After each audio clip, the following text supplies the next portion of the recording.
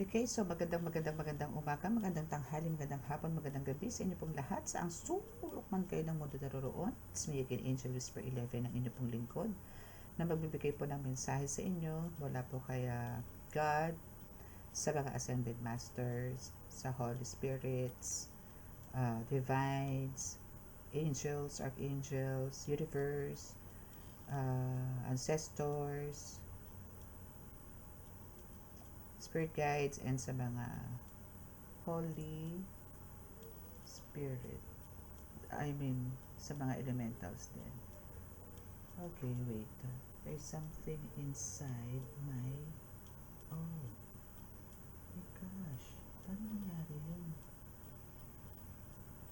Nakita niyo to? May nakita akong nakalagay sa loob ng candle ko na violet. Which is, nakapansin siya. Nakapasok siya sa loob. Wait I'll show you. Ay, na-confuse lang ako kasi ibabaw siya sa kandila ko. And this is Mother Mary. And so, nakalabo siya sa kandila, nakaganyan siya. Binunot ko, akala ko fake nails. Kasi nakaganon siya. And ito yung nabunot ko. Si Mother Mary. Wow, thank you. Okay, Mother Mary is here. Dito ko po siya nabunot, oh. Ay, ito eh. Ay, ayan. Dito ko po siya nakuha. Nakaibabaw yung papel. And kanina ko lang po siya nakita. So, nung hinugot ko, ito po yung lumabas. And nakakat siya eh. Nakakat po siya, oh. My gosh. Wow, thank you. This is Mother Mary. Oh, si Mother Mary po yan. Wait lang po. Kasi nagsisindi po ako doon sa kandila. Ayan po siya. Oh, nakaganyan siya.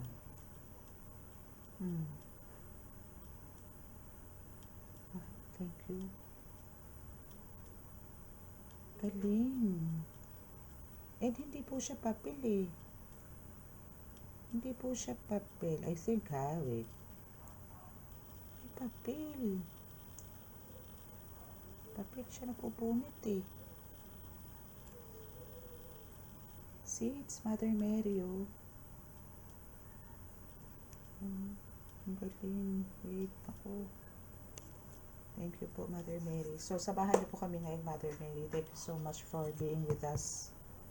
Okay, so tuloy po natin to. Kasi dito po ako nagsisindi talaga ng sa kandila. And kanina ko pa naman po yan talaga napansin, which is wala yan kahapon.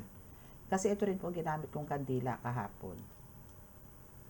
And wala po akong ganito. Wala po akong ganyan. Kasi po ang Mother Mary ko, pakita ko sa inyo yung kandila. Wait lang po. Naku, pinagmilagruhan na naman po ang inyong lingkod. Siyempre kasama po kayo doon. Wait po. Pakita ko sa inyo yung mga old kong candles. Ito po isa. Ganito po siya kalaki. Yan. Ito po yung kandila ko. Pero hindi ko na po siya masindihan kasi masyado po malalim. Ewan, di pa ako nakakabili ng yung ganun na lighter. So, yan po yun. And this one is napakaliit. And meron pa akong isa. Ito pala isa.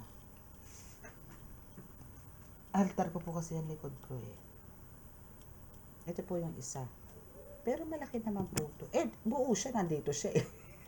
So, hindi po siya to. Iba-iba po sila eh. Oh. Magkaiba. Wala na. Divine Mercy na po yung isa kong ganitong candle.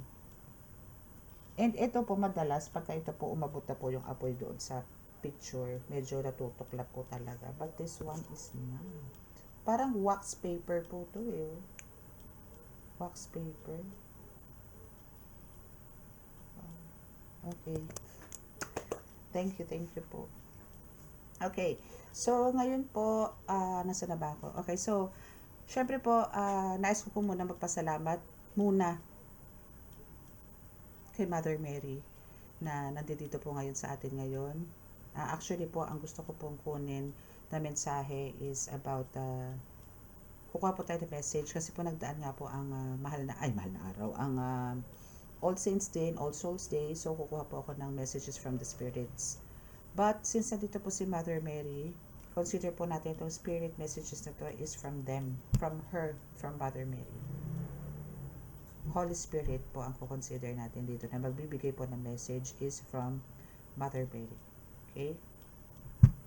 And now, syempre gusto ko po muna magpasalamat po no, sa mga patuloy po na sumusubaybay ng ating YouTube channel, sa mga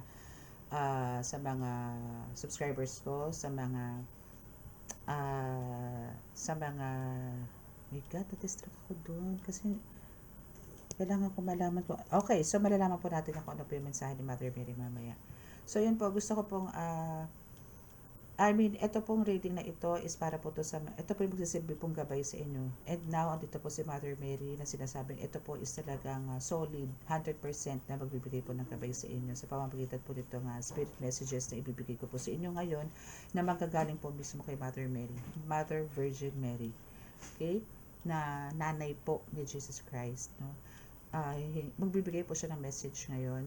And please sit back and relax po, no, and listen carefully. And what else? Again, ito po is magsisilbi po talagang gabay sa inyo. Ito po katulad po nito ngayon na miraculously is nandito po siya na hindi ko naman po alam paano kayo nangyari yun. Teka nga, alam niyo hanggang ngayon na-amaze ako. Wait lang. Tignan ko lang, dudukutin, ko lang, tutusukin ko lang. Kasi nakabaon talaga siya dito, baka meron pa. Wait lang dukutin ko lang po. Wala na. Wala siya lang talaga yung nakaipit.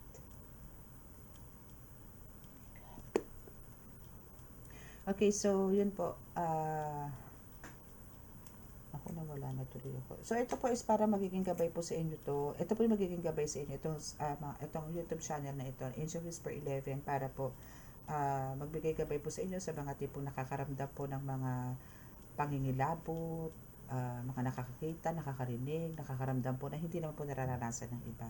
And again, doon po sa mga baguhan na nandito po sa YouTube channel, para gusto ko tuloy magmadali, is para po doon sa mga nagbibigay, may mga lahi po ng mga manggagamot and sa mga nandun din po sa spiritual awakening, no?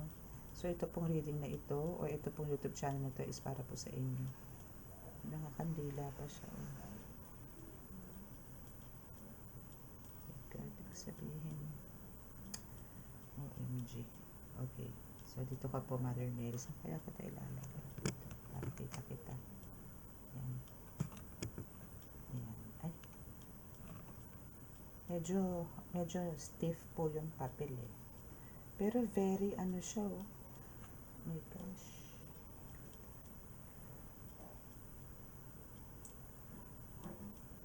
Okay.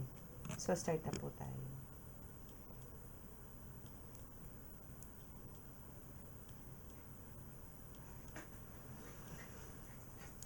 Mahal na Diyos Ama sa langit, mahal na Heso Kristo, mahal na Santo Niño, mahal na Birheng Maria. Ay naku po, hindi ko alam kung paano niyo po ako pinasaya ngayong oras na ito at araw na ito. Ako po ay nananalangin na kami po inyong samahan ngayon at ibigay po ang inyong mensahe na isiparating sa akin po tagapanood, sa amin po lahat na nandito ngayon. Naway kami po inyong iligtas, anong kapahamakan, disgrasya sa kuna, at ano po klase ng karamdaman na tukso, at bigyan po ng kagalingan ang lahat po ng may karamdaman. Maraming salamat po sa nangyari ngayong oras na ito, na kayo po ay nagpakita sa pamamagitan po ng aking kandila. Maraming salamat po.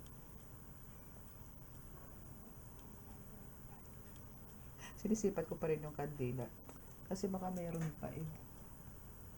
Wala na talaga. Okay. So let's start kung ano ba yung message no ni Mother Mary sa inyo, sa atin lahat. I think this is pangkalahatan. Okay. This is pangkalahatan. Mother Mary is here. Amen.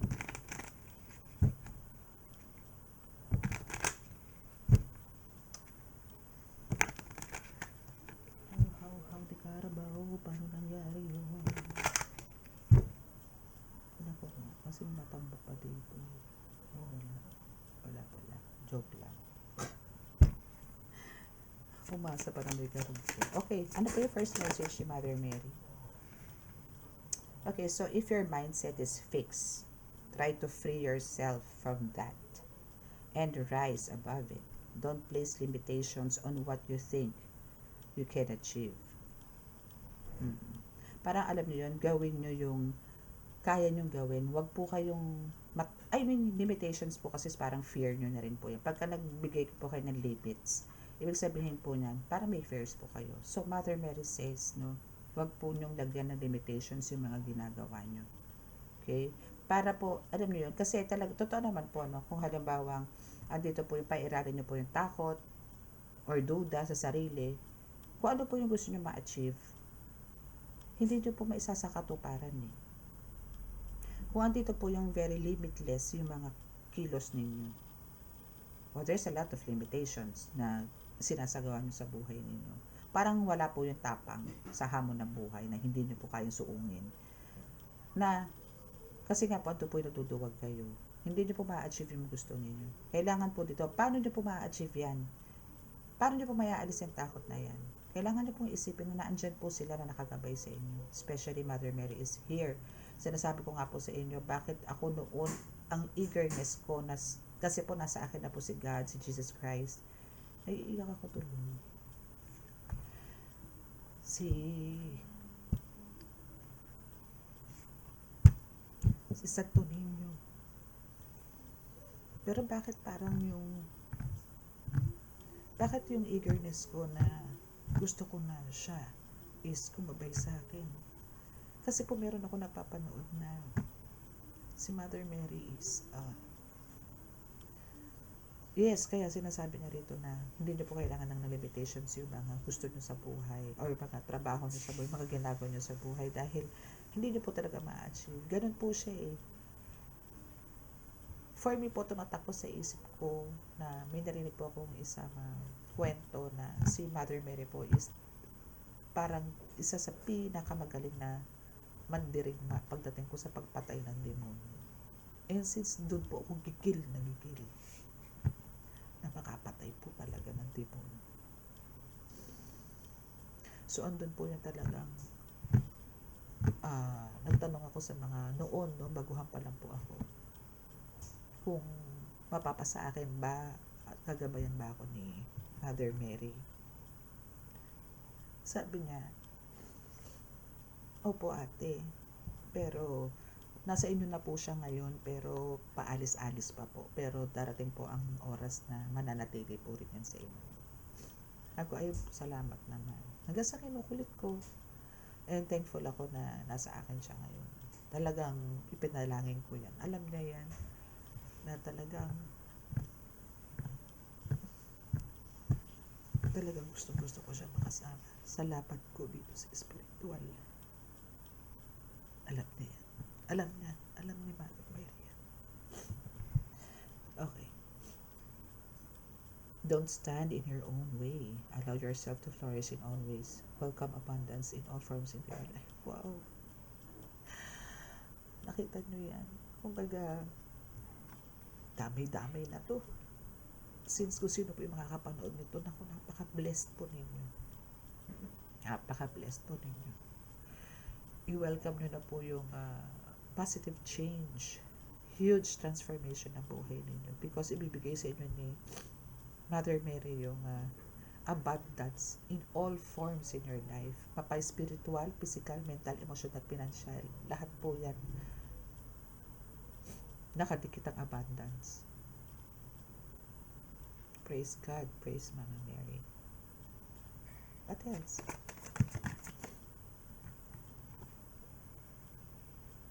Okay, so Mother Mary says, instead of pushing yourself so hard, stop, breathe, and reevaluate. You are doing enough even if it doesn't feel like it. No? So, hindi nyo po kailangan talagang mag-under pressure. Kasi naisasagawa nyo naman po ng tama ang lahat. kumbaga parang sa inyo, hindi nyo na, akala nyo sa inyo, para sa inyo may kulang pa, pero hindi. Tama po lahat ng mga ginagawa nyo. Base, o sinasabi po ni Mother Mary. So, wag po kayo masyado ma-pressure sa mga ginagawa nyo, especially po sa mga missions na binibigay nila sa inyo. Kasi, nagagawa nyo po ito ng tama. No? Don't wear yourself out to the point of exhaustion. Oo, wag. To the point na parang naubusan na kayo ng energy kasi ibinubuhos na lahat. Or naaabuso na yung katawan ninyo, hindi nyo pa po nalalaman. Hanggang sa malalaman nyo na lang po na parang drain na po kayo. Wala na po kayong lakas. Yung mga ganun. Mother Mary says na hinay-hinay lang. Kumbaga, andyan siya, nasa sayo, kasama mo sa laban mo. Okay? So, it is not worth it. Yes. Balance your time more wisely. Yes, kasi parang nakikita na nga dito na yun nga, nagkakaroon ka na ng abuso sa katawan or even sa energy na nilalabas mo, parang inaabuso mo na. It's because of kailangan. No? Maybe marami ka talaga kailangan tulungan na tao, kamutin na tao, bigyan ng kaliwanagan ng mga tao, or maybe talagang may mabigat kang responsibilidad, hindi lang sa spiritual, kundi sa physical. But sinasabi na dito is talagang balance your time more wisely. Okay. Okay, so what else? Mother Mary, please. Thank you. Be true to yourself in all ways. Hindi nyo po kailangan talaga magpanggap. Especially po sa healer, meron na rin po nag-send sa akin ng message na ganyan, na kasi po, ako po, literally, hindi po ako santa. Hindi po ako talaga sabihin yung hindi po naging pasaway. Naging pasaway po ako. Pasaway po talaga ako. Kaya po andun po yung question sa sarili ko nun, ba't po ako ang napili? And even may mga relatives, friends, mga co-workers, college friends, high school friends, no? Andito yung nagtataka sila bakit ako. Kasi kilala nila ako. Kilala nila kung gaano ako kakulit, kung gaano ako humagalpak ng tawa, ganyan. So, ang dami. No? But, nasa sa akin na po yun kung paano ko babaguhin yung isip ko. So, syempre po, si God po yung nakakaharap ko, si Mother Mary, si Mahal na Santo Niño, si God, si Jesus Christ, no? And other ascended masters. No? So, andito po yung kailangan ko pa naman po magpakapino. Again, unang-una ko po talagang tinanggal nung ako po yung nag-surrender ng sarili ko kay God, na ibinigay ko na po yung sarili ko talaga sa Kanya. Pagmumura ko po talaga. Kasi talaga po, ang mura ko is expression. Wala po akong salita na walang kabuntot na mura. Kahit po masaya ako, kahit po tipong nagiinom, kaharap ang mga barkada, ganyan. Expression ko po yun. Pero yun po ang una kong tinanggal. Kasi yun po ang alam kong hindi niya gusto na ginagawa ko. Yun po. Okay? So, aside to that, normal pa rin po ako. Jolly pa rin po ako. Masayahin pa rin po akong tao. Basta kung ano po yung ako po yun. Ang tinanggal ko lang po talaga is pagmumura. Yun lang po talaga ang tinanggal ko. Kasi yun lang po ang alam ko na mali na ginagawa ko. Nung time na ako ay kinausap ko siya at sinurrender ko po na yung sarili ko. The next day po talagang cut. Wala na po talaga yung pagmumura na yun. Now is they can, not everyone will get you. Okay, ulit. Be true to yourself in all ways. Okay, not everyone will get you. Totoo yan. No? Kailangan, hindi nyo po pwede. Kasi kung halimbawa po pumasok po kayo sa ganito as a healer, then kilala po kayo ng tao na hindi naman po kayo ganyan na pinong-pino kumilos, na kung manamit is talagang parang balot na balot kasi nga manggagamot na, no? Ako po hindi. Minsan po nagagamot ako dyan, nakaspagay-strap ako, naka-shorts ako. Minsan naka-cycling lang po ako. Yun po ako eh. Ang akin lang po doon, syempre po, pag-aharap po ako sa kanya, andun po yung, kailangan po kasi talaga dito, pagka nagdasal kayo, galing dito. No, galing po dito. Hindi na po intention po kasi yan eh. Mahirap po kasi yung magdadamit kayo na napakaganda, mag-aayos kayo ng ganito. Pero, parang hindi naman po galing dito yung sa puso ninyo yung pagdarasal ninyo. Hindi rin po nakakaabot sa taas. Ganun po, hindi po nakakaabot kay God. So, totoo naman po yan na sinasabi ni Mother Mary na hindi naman po lahat yan maiintindihan kayo ng tao. Hindi nyo po mapiplease talaga po lahat ng tao. They can only understand, they can only understand from their level of perception. Yes. And that's on them. No matter what people say, don't ever doubt your worth. Yun. Huwag mo silang intindihin. Let go, let God. No? Or the beauty you hold within. Yes, because you have it. Yung within po ang titingnan kasi. Yun kasi titingnan sa inyo ni God eh. Ni Mother Mary eh. Yung loob. Yung kaloob-looban po ninyo. Hindi po yung physical na anyo ninyo. Yung kaloob-looban. Kabutihan po ng puso nyo, ng kaluluwa ninyo. Yun po yung tinignan nila dito. Kaya po kayo pinili. Okay? So, stand tall in your power. You are so powerful. It's because of Mother Mary. Ay, you're so blessed. What else? Any messages pa po, Mother Mary? Napapansin nyo ba yan? Every time na magbabanggit ako ng Mother Mary, nagbabagsak siya ng message. Okay, so where you are right now is where you are supposed to be.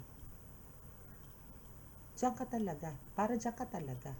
Kung ano ka ngayon, collective, kung sino man yung nakikinig sa inyo ngayon, ikaw talaga yan. Para sa'yo yan. Okay?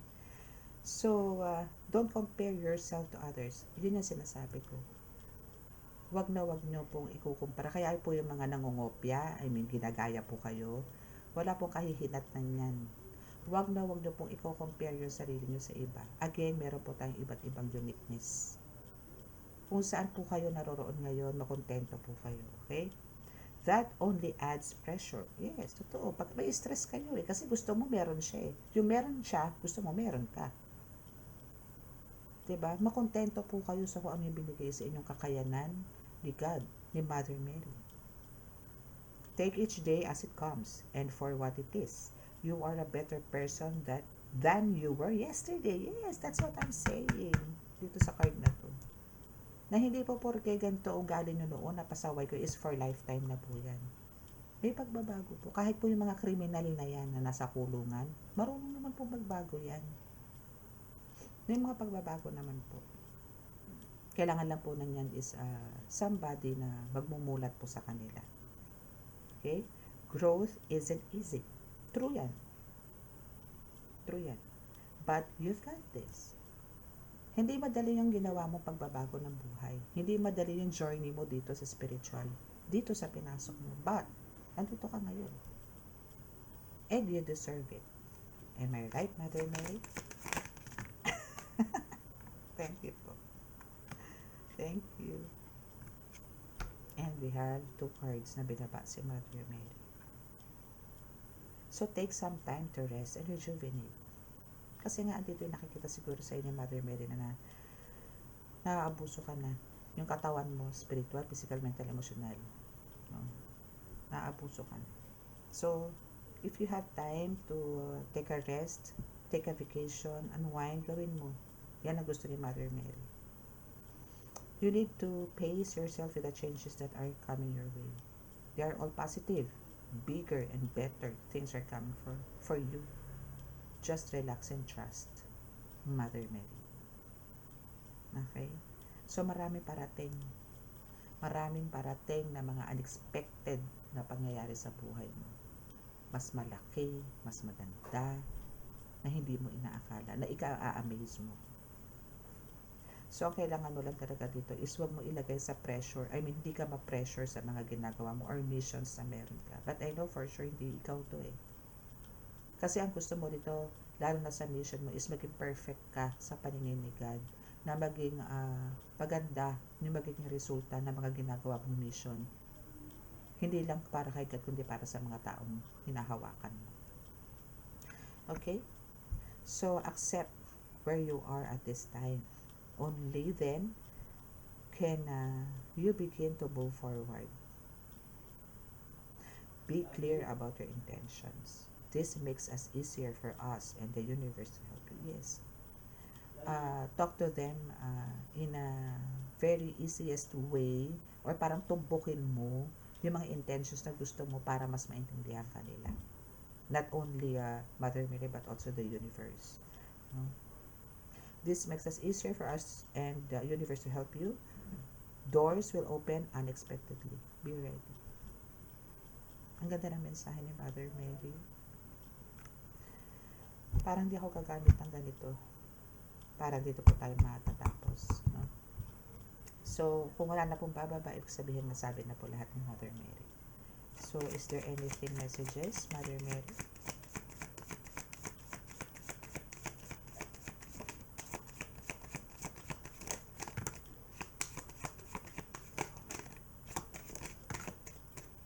Okay. So, we have this. Be clear about where you are putting your focus right now. Be clear about where you are putting your focus right now. Yes. So, parang yung focus mo ngayon is alam naman ni Mother Mary na ito talaga yung gusto mo eh. So, focus on your desired outcome. So, doon ka mag-focus. Kung saan ka talaga, tingin mo yung spirit mo is doon ka tinatawag. Doon ka mag-focus. But, make sure na andito yung you know how to rest. No? So, you have everything within to create the life of your dreams. Wow, see? You're a powerful manifestor. Sinabi ko na yan sa inyo before pa. So, stop doubting yourself for once. Diba? Parang ang tigasan ng ulo mo dito. Pinagagalito na tayo ni Mother Mary.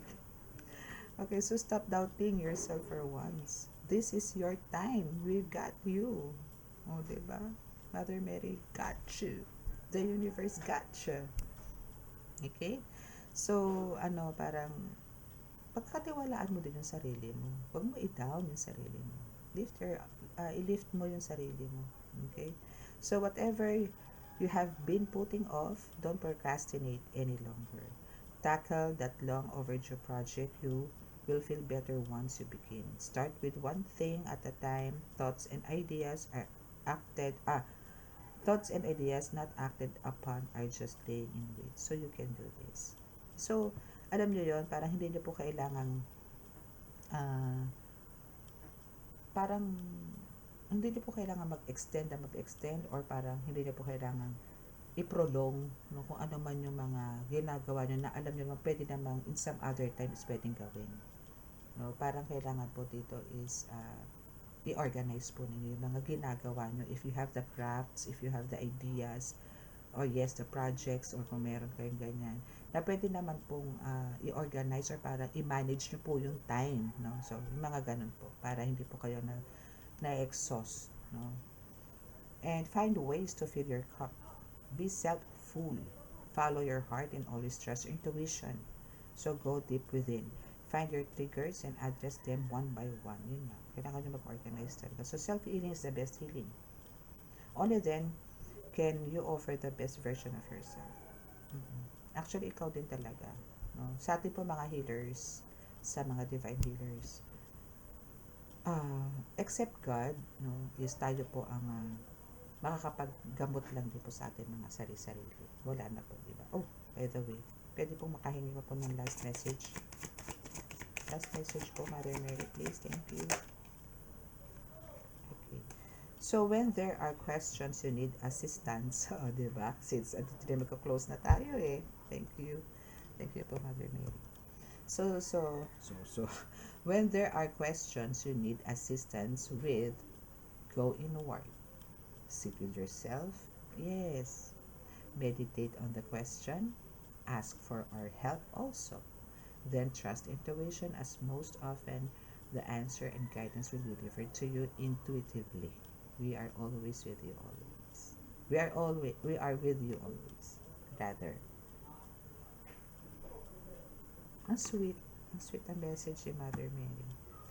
So yun, pagka talaga naman po, no, lagi ko rin naman po sinasabi to sa inyo sa reading na pagka kailangan nyo po talaga ng mga answers, no, especially kung may mga dreams po kayo o may mga nangyaring kababalaghan sa paligid ninyo, meditate po kayo. And don't forget, again, di ba, sinasabi ko rin sa inyo, don't forget to light the candle para po directly ang makukuha nyo pong messages from the divines, from God, from Holy Spirit, from the Ascended Masters, from universe. Wala na pong iba. Okay? So, this is the miraculous message from Mother Mary. And please let us thank Mother Mary na sumama po siya sa atin ngayon, sinamahan po tayo ngayon, and binigyan po tayo ng kaliwanagan sa atin pong mga fears, doubts, no, sa mga ginagawa po natin na task, especially po to sa mga, okay, hindi na po ako mag-mention, I mean, most probably this is for the healers, for the tarot readers, or for those like you collective na nandito sa journey, no, ng spiritual. Okay? So, no, thank you, Mother Mary. Okay, so let us pray. So, sa mga naka-resonate po dito and sa mga naka-resonate po dito at gusto po magpa-reading, magpa-heal, pabaklas, by ritual, no, is andito po ang andyan po sa description box ang aking contact details. And sa mga gusto pong bigat, alam niyo hanggang ngayon ano ako, blanco ako. Okay.